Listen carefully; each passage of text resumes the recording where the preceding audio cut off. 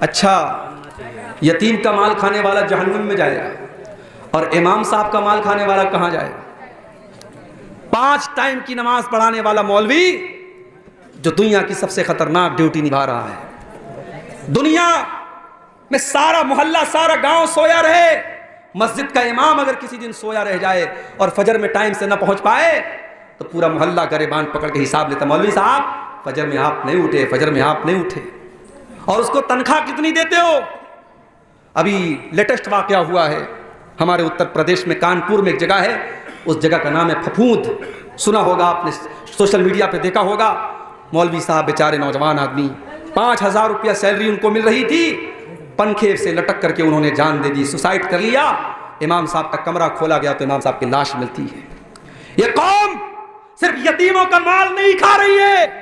یہ قوم اپنے اماموں اور اپنے مسجدوں کے اماموں اور حافظوں کا بھی خون چوس رہی ہے۔ میرے پیارے ساتھیوں، اس قوم کے پاس شادی میں اڑانے کے لیے لاکھوں ہیں، حرام راستوں پہ خرچ کرنے کے لیے کروڑوں ہیں، اور مسجدوں میں ڈھنگ کے امام رکھنے کے لیے اس کے پاس تنخواہ کے پیسے نہیں ہیں۔ جب امام صاحب نماز پڑھاتے ہیں تو یہ قوم کہتی ہے امام صاحب تھوڑا اور اچھی قرات کیجئے۔ امام تلاش کرتی ہے تو سوچتی ہے کہ امام عبد الرحمن السدیس کا اور امام سعود الشریم کی آواز والا ہم کو امام مل جائے، اور تنخواہ کیا دے گی؟ 5,000 روپیہ۔ میرے پیارے ساتھیوں، اگر یتیم کا مال کھانے والا جہنم کی آگ میں جائے گا تو اپنے قوم کے مولویوں اور اماموں اور ٹیچروں کا خون چوسنے والے، ابھی کتنے ٹیچر ہیں مدرسوں میں، ان بیچاروں کی تنخواہ 4,000 5,000 روپیہ ہے، اور وہ 5,000 روپیہ تنخواہ بھی ان کو مدرسے کا مینجمنٹ کہتا ہے، مدرسے کے ناظم کہتے ہیں، مدرسے کی کمیٹی کہتی ہے کہ مولوی صاحب آپ کے پیسے کے برابر ہمارے پاس بجٹ میں پیسہ نہیں ہے، آپ جائیے چندہ کر کے لائیے، اسی میں سے آپ اپنی تنخواہ لے لیجئے۔ یعنی مولوی بیچارہ مدرسے میں پڑھائے بھی اور اس کے بعد سیلری جب ملنے کا ٹائم آئے تو وہ چندہ کر کے اپنی سیلری لائے۔ میرے پیارے ساتھیوں، ڈوب مرے ہم، شرم سے ڈوب مرے، چولو بھر پانی میں ڈوب مرے۔ میرے نبی نے کہا تھا مزدور کو اس کا پسینہ سوکھنے کے پہلے اس کی مزدوری دے دو، یا مولوی اور ٹیچر اور معلم مہینہ بھر پڑھاتا ہے، اس کے بعد اس کی تنخواہ کا پیسہ ہمارے پاس نہیں ہوتا ہے۔ اور آج حالات یہ ہیں، لاک ڈاؤن کے بعد کتنے مولویوں نے مسجدوں میں پڑھانا بند کر دیا، مدرسوں میں پڑھانا بند کر دیا۔ کیوں؟ مسجد کی کمیٹی نے کہا مولوی صاحب لاک ڈاؤن لگائے، اب ہمارے پاس تنخواہ دینے کے لیے پیسہ نہیں ہے۔ مسجد کے ذمہ داروں نے کہا، مدرسے کے ذمہ داروں نے کہا، وہ مولوی بیچارہ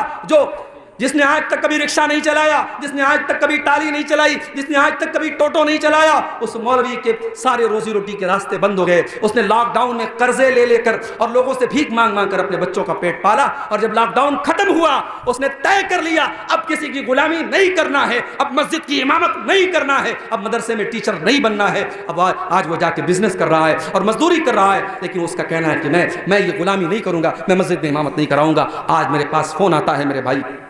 کبھی گجرات سے آتا ہے، کبھی ممبئی سے آتا ہے، کبھی دلی سے آتا ہے، شیخ عبد الغفار صاحب کوئی اچھی آواز والا امام بتا دیجئے، کوئی اچھی تقریر کرنے والا جمعہ کا خطیب بتا دیجئے، کوئی اچھا قرآن پڑھانے والا حافظ بنا دیجئے، بتا دیجئے۔ آج ہندوستان میں لاکھوں مدرسے ہیں، ہر سال ہزاروں حافظ اور قاری اور عالم بن کے نکل رہے ہیں، مگر میرے بھائیوں یہ حافظ اور یہ عالم یہ مدرسوں میں نہیں پڑھانا چاہتے، یہ مسجدوں میں امام نہیں بننا چاہتے۔ ان کی زندگی اتنی خراب کر دی گئی، اتنی بیکار کر دی گئی، اور ان کو اتنی کم تنخواہ دی جاتی ہے، اب اس لائن میں کوئی آنا نہیں چاہتا ہے۔ میرے پیارے ساتھیوں، اگر یتیم بے بس ہے، اگر یتیم بے سہارا ہے، اور یتیم کا مال کھانے والا، اللہ قرآن میں کہہ رہا ہے کہ اس کے پیٹ میں اس حرام خور کے پیٹ میں جہنم کی آگ بھری جائے گی۔ تو جو ان علماء کا، ان مسجدوں کے اماموں کا اور ان مدرسے کے مولویوں اور حافظوں کا پیسہ کھا جاتے ہیں اور ان کا خون چوستے ہیں، وہ بھی اپنے انجام کے لیے تیار رہیں، ان کا انجام بھی بہت برا ہونے والا ہے۔ اور آگے بڑھیے، ایک اور چیز ہے جو جہنم میں لے کر کے جاتی ہے، وَلَا تَقْرَبُوا الزِّنَا، زنا کے قریب نہ جانا، بدکاری کے قریب نہ جانا۔ تم جب جوان ہو گئے، بالغ ہو گئے، ہم نے شادی کا سسٹم رکھا، ہم نے نکاح کا سسٹم رکھا، تم نے نکاح کیوں نہ کر لیا، تم نے شادی کیوں نہ کر لی، تم نے زنا کیوں کیا، تم نے ناجائز طریقے سے سنبندھ کیوں بنایا، تم نے ناجائز طریقے سے اپنی خواہشات کو پورا کیوں کیا۔ وَلَا تَقْرَبُوا الزِّنَا، زنا کے قریب نہ جانا، إِنَّهُ كَانَ فَاحِشَةً وَسَاءَ سَبِيلًا، یہ زنا کا راستہ بڑا گندا راستہ ہے، بڑا برا راستہ ہے۔ اللہ کے نبی جب فجر کی نماز پڑھاتے تھے، فجر کی نماز پڑھا کے مصلی پر بیٹھے رہتے تھے اور صحابہ سے پوچھتے تھے، صحابہ کیا آج آپ لوگوں نے کوئی خواب دیکھا ہے، کوئی سپنا دیکھا ہے؟ اگر کوئی صحابی کوئی سپنا دیکھتے تھے، کوئی خواب دیکھتے تھے، بیان کرتے تھے۔ اور کبھی کبھی اللہ کے نبی اپنا بھی خواب بیان کرتے تھے. ایک دن آپ نے اپنا خواب بیان کیا, میں سویا ہوا تھا, 2 فرشتے میرے پاس آئے اور مجھے لے کر کے گئے اور بہت ساری چیزیں مجھے دکھائیں. جب میں چل رہا تھا ان فرشتوں کے ساتھ تو میں نے دیکھا ایک جگہ ایک تندور بنا ہوا ہے. اب پتہ نہیں تندور کو آپ کی بنگلہ زبان میں کیا بولتے ہیں, جو روٹی جہاں بنتی ہے, جس دکان پہ آپ نے دیکھا ہوگا ایک چولہا ٹائپ کی ایک چیز ہوتی ہے جس کے اندر روٹی کو پکاتے ہیں, اس کو تندور بولتے ہیں. تو اللہ کے نبی نے کہا کہ میں نے تندور کے جیسی ایک چیز دیکھی, فَإِذَا فِيهِ لَغَةٌ وَأَصْوَاتٌ, میں نے دیکھا کہ اس کے اندر سے چلانے کی آواز آ رہی ہے, اس کے اندر سے چیخنے کی آواز آ رہی ہے. میں نے فرشتوں سے پوچھا یہ کن لوگوں کی آواز ہے؟ فرشتوں نے کہا بھی آپ آگے چلیے, ہم بعد میں بتائیں گے. جب بعد میں اللہ کے نبی نے پوچھا وہ کس کی آواز تھی, تو فرشتوں نے کہا ہؤلاء الزنات والزوانی, اے اللہ کے نبی یہ زانیوں, یہ زناکار مردوں کی اور زناکار عورتوں کی آواز تھی. ان کے نیچے سے جہنم کی آگ کا انگارہ اور جہنم کی آگ ان کی شرمگاہ کے اندر داخل ہوتی ہے, اور اس کرتوت کی سزا ان کو اس طریقے سے برابر جہنم میں ملتی رہے گی کہ ان کو ایک تندور میں ڈالا جائے گا. اور جس طریقے سے تندور میں کسی چیز کو پکایا جاتا ہے, ان حرام خوروں, ان زانیوں اور ان بدکاروں کی شرمگاہ میں آگ کے شعلے جائیں گے اور وہ چلائیں گے اور چیخیں گے. اللہ کے نبی نے یہ عذاب کا منظر دیکھا تھا. آج حالات کیا ہے میرے بھائی؟ آج حالات یہ ہے, اسی سیمانچل میں لوگوں نے مجھے بتایا کہ کتنے لڑکے اور لڑکی جب ناجائز تعلق بنا لیتے ہیں اور پکڑے جاتے ہیں تو پنچایت یہ فیصلہ سناتی ہے کہ لڑکا اور لڑکی